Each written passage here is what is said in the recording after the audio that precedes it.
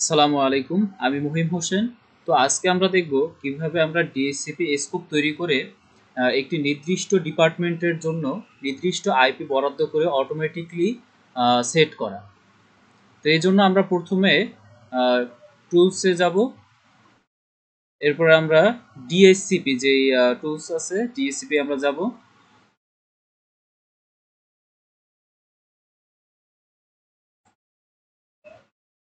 আমি একটু বড় করে নিচ্ছি যাতে দেখতে সুবিধা হয়। এরপর আমার যে ডোমেইন আছে আমি সেই ডোমেইনের ড্রপ ডাউন বাটনে ক্লিক করব এবং এখানে আইপি ভার্সন 4 আছে। তো অলরেডি আমি একটা আইপি ক্রিয়েট করছিলাম, তো এখন আমি নতুনভাবে আরও একটি আইপি আমি ক্রিয়েট করে দেখাচ্ছি, স্কোপ তৈরি করে দেখাবো। তো এখন আমরা আইপি ভার্সন 4 এর রাইট বাটন ক্লিক করব, নিউ স্কোপ এই অপশনে যাব, নেক্সট ক্লিক করব। আমার ডিপার্টমেন্টের একটি নাম দিতে পারি, যেমন এইচআর ডিপার্টমেন্ট।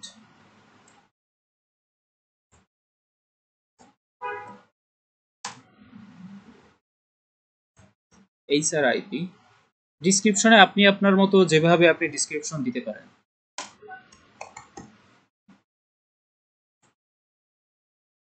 তো এখন এখানে হচ্ছে কি মোস্ট ইম্পর্টেন্ট একটি বিষয়, আইপি অ্যাড্রেস রেঞ্জ। তো আমি আমার যে এইচআর ডিপার্টমেন্ট আছে, আমি সেই এইচআর ডিপার্টমেন্টের জন্য আমি একটি আইপি কিভাবে আমি সেট করব এবং তার রেঞ্জ কতটুকু হবে, কোন কত আইপি থেকে কত নাম্বার পর্যন্ত হবে, সেইগুলো আমরা সেট করব। তো এই জন্য আমি একটা সেট করি, আমি একটু দিয়ে সেট করতেছি ডট। সাপোজ আমি আমার এইচআর ডিপার্টমেন্টের জন্য 100 আইপি থেকে শুরু করলাম এবং শেষ করব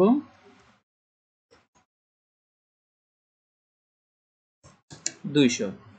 আপনি আপনার মতো করে আপনার ডিপার্টমেন্টের যতগুলো হোস্ট আছে মানে পিসি আছে সেই পিসি অনুযায়ী আপনি আইপি সেট করতে পারেন। তো লেন্থ আমি সিআইডিআর এর ভ্যালু আমি 24 রাখতেছি, কারণ আমি একটি ক্লাস ফুল আইপি নিতেছি।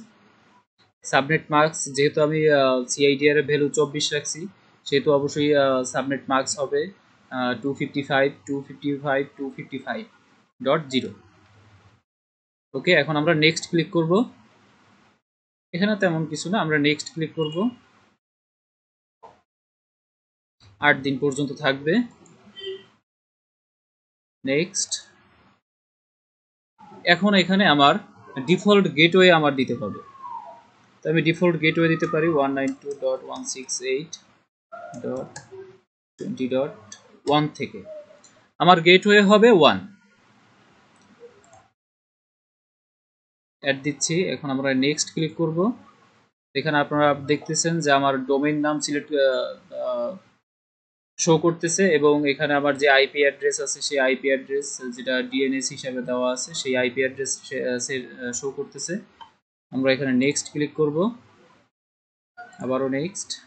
তো এখানে অ্যাক্টিভ স্কোপ, তো এখানে দেখাচ্ছে যে আমি যদি চাই যে এখনই আমার এটা স্কোপটা অ্যাক্টিভ হবে, তো এই জন্য আমরা yes I want to active this scope now এটা দিতে পারি।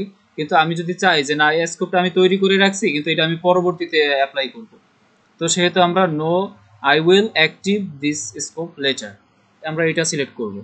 আমরা পরবর্তীতে এটা অটোমেটিক আইপি সেট করব। তারপর আমরা নেক্সট ক্লিক করব, ফিনিশ। তো আপনারা দেখতে পাচ্ছেন এখানে আমার দুইটা অ্যাড্রেস স্কোপ তৈরি করা হয়েছে। একটা হচ্ছে আইটির জন্য, সেটা আমি আগে করে ক্রিয়েট করছিলাম, এবং আমার যে বর্তমানে আমি যেটা ক্রিয়েট করছি সেটা হচ্ছে এইচআর এর জন্য। তো এখানে আমার অ্যাড্রেস পুল দেখাচ্ছে যে আমি কত থেকে কত পর্যন্ত আমি আইপি রেঞ্জ দিছি, সেই আইপি রেঞ্জ আমার এখানে দেখাচ্ছে। এইগুলা আপনারা দেখতে পারেন। এখানে আপনারা দেখতেছেন যে আমি রাউটারের জন্য আমি যে গেটওয়ে দিছিলাম সেই গেটওয়ে দেখাচ্ছে এবং আমার ডিএনএস আমার যে ডোমেইন নাম আছে আমার সেই ডোমেইন নাম দেখাচ্ছে।